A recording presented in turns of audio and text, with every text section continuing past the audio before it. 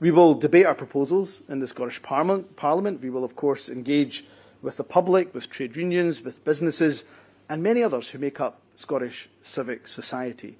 Today's paper is about how we can build a better Scotland for everyone. So we hope that it will encourage and indeed inform that wide-ranging debate. The vision that we are outlining in today's paper, it contrasts quite starkly with a Westminster government which is taking Scotland in a very different approach, a different direction. One where, I'm afraid, rights are not protected, one where rights are being systematically eroded.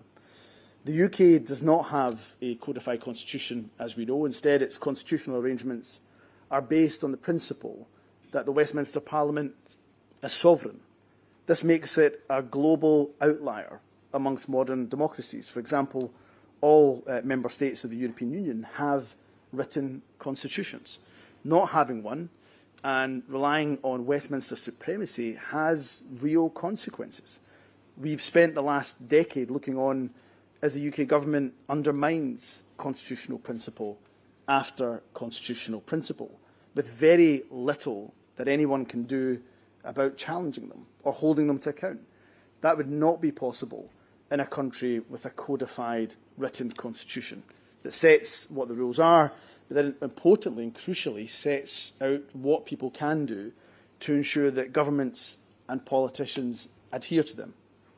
Westminster has already been able to undermine the devolution settlement, override decisions made by an elected Scottish Parliament.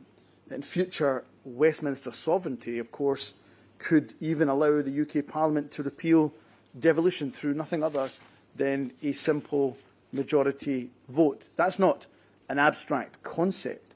It's worth remembering that the UK government is already seriously considering the repeal of the Human Rights Act, one of the most significant achievements of any UK Parliament in the last 30 years.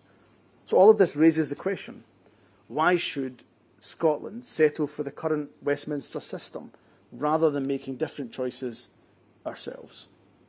With independence, Scotland could embrace the principle outlined in the Claim of Right for Scotland, that sovereignty lies with the people.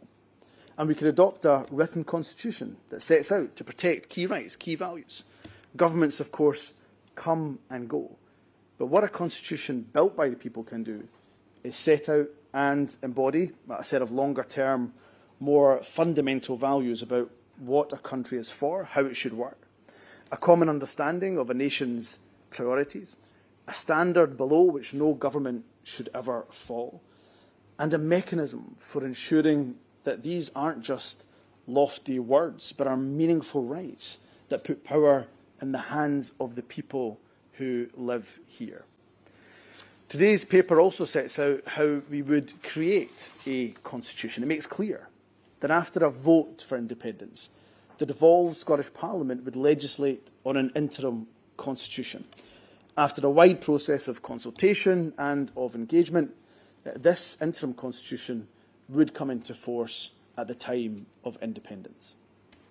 Following independence, we would then develop a permanent constitution through a legally mandated constitutional convention. This process would be driven by the people. Once a draft constitution has been drawn up, it will then be considered by the Scottish Parliament. But it will only come into force if the people of Scotland vote for it in a referendum.